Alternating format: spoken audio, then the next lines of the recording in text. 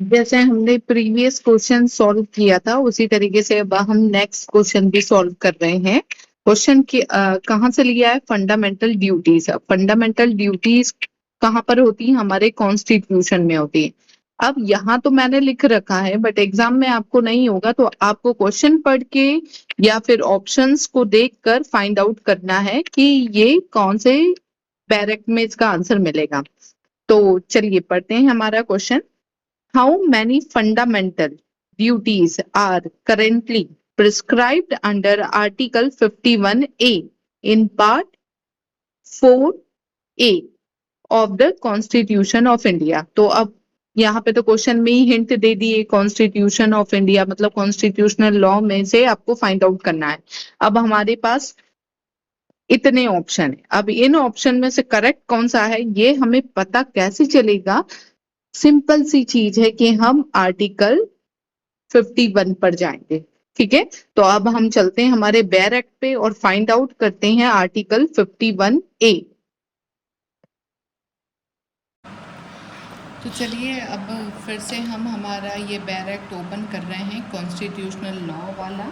अब इसमें हमारे क्वेश्चन में पूछा है how many fundamental duties are currently prescribed under article 51A। तो अब हम फिर से चलेंगे इंडेक्स वाले पार्ट पर और निकालेंगे 51। ये इजीली निकल जाएगा क्योंकि 51 हमारा यहाँ पे रहा, ये 51। अब हमें क्या देखना है? 51A।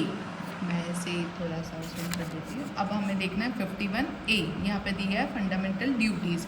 अब इसका मैं पेज नंबर देख लेती हूँ, 15 पेज पर है। ठीक है, तो अब हम चलते हैं 15 पेज पर।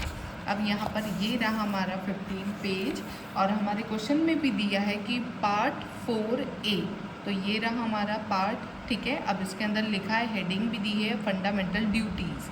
तो बस हमें क्या करना है कि इन्हें काउंट कर लेना है। अगर हमारे ऑप्शन से मैच कर गया तो हमारा ऑप्शन करेक्ट है। 1 2 3 4 5 6 7 8 9 10 11, टोटल 11 फंडामेंटल ड्यूटीज़ है। एक्चुअली पहले ये सिर्फ 10 हुआ करती थी, यहाँ पर देख सकते हैं आप, ये 11th के बाद 3 लिखा है, तो 3 में यहाँ दिया है 2002 के बाद से 86th अमेंडमेंट के बाद से ये वाली फंडामेंटल ड्यूटीज़ 11th वाली भी ऐड करी गई है। Okay, I hope you understood कि हमारे पास कितनी फंडामेंटल ड्यूटीज़ है? 11 फंडामेंटल ड्यूटीज़ है। तो हमारे ऑप्शन पर चलते हैं अब हम हमारे क्वेश्चन पर कि कौन सा ऑप्शन करेक्ट है ये फाइंड आउट कर लेते हैं। तो जैसा कि हमने बेयर एक्ट में देखा, फाइंड आउट कर लिया, 51 हमने निकाला था, आर्टिकल 51A। उसके अंदर हमने देखा हमारे पास टोटल कितनी है? 11 फंडामेंटल ड्यूटीज है, तो आपका correct option B. I hope you understood this.